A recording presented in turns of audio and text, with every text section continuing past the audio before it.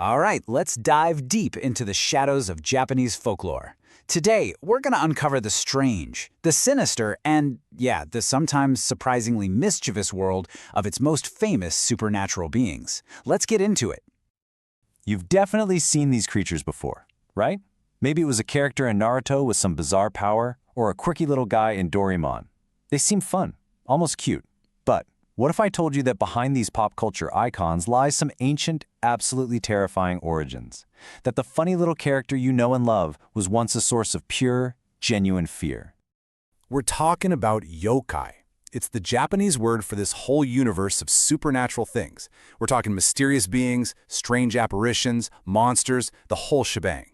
Now, they aren't all evil. Some are just weird, some are playful. But trust me, a lot of them are deeply, deeply disturbing.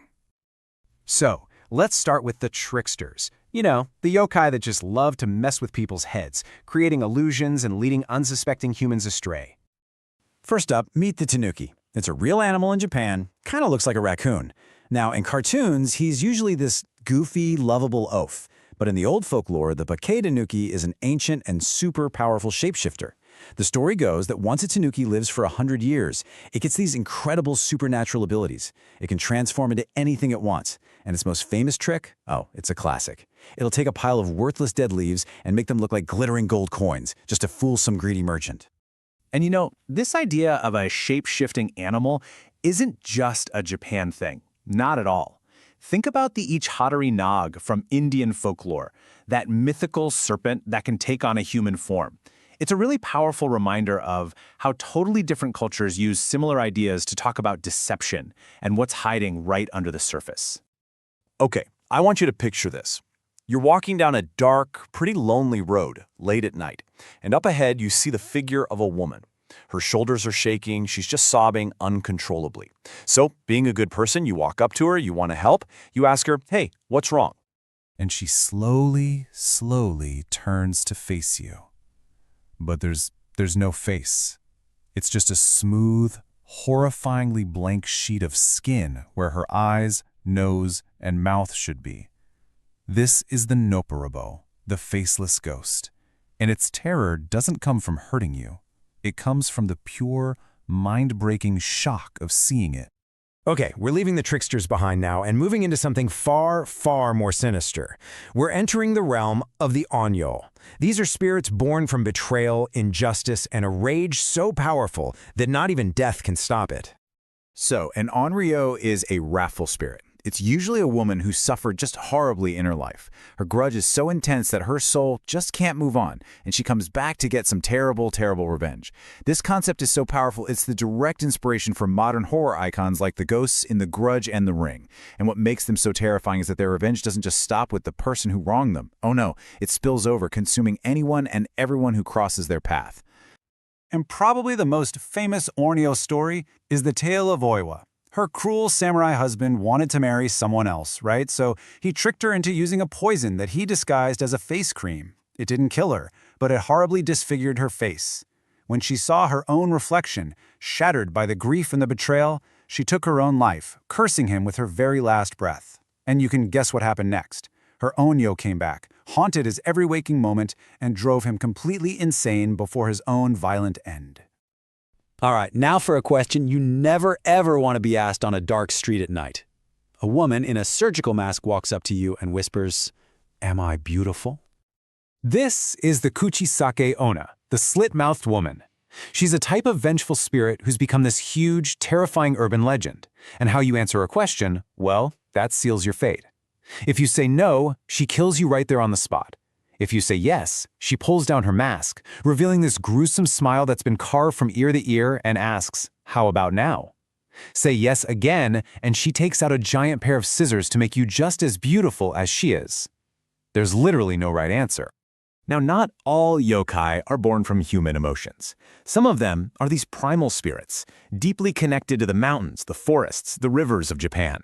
They really embody both the beauty and the unforgiving danger of the natural world. Let's talk about the Kappa, the river child.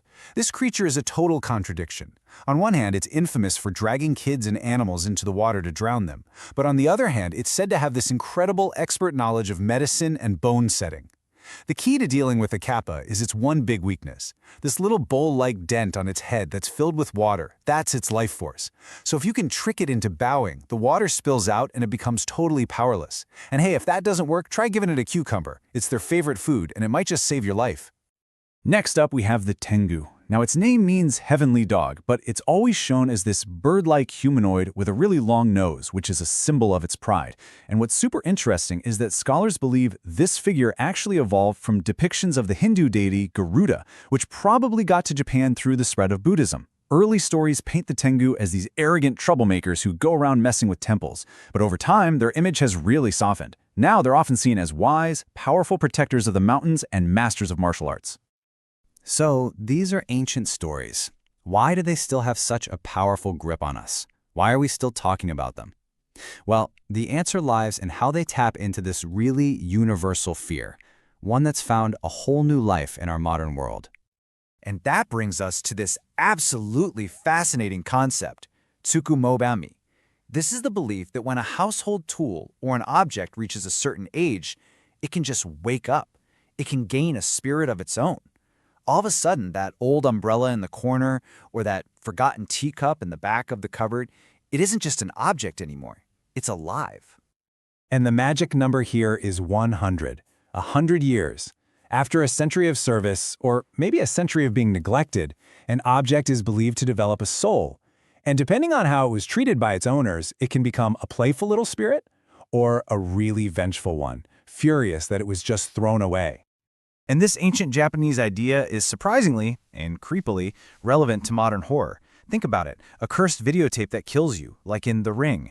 That's a modern tsukumogami. The real-life story of the haunted Annabelle doll, same exact concept. It speaks to this deep, deep-seated fear we all have, that the normal, mundane things we surround ourselves with could one day just turn against us. Ultimately, yokai aren't just monsters in a storybook. These tales were born from a very real need to make sense of a world that's full of mysteries.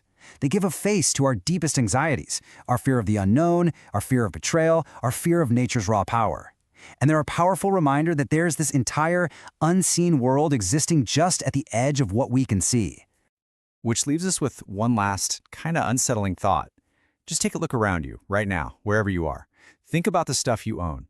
Which object in your room is the oldest? And how many years does it have left until it wakes up?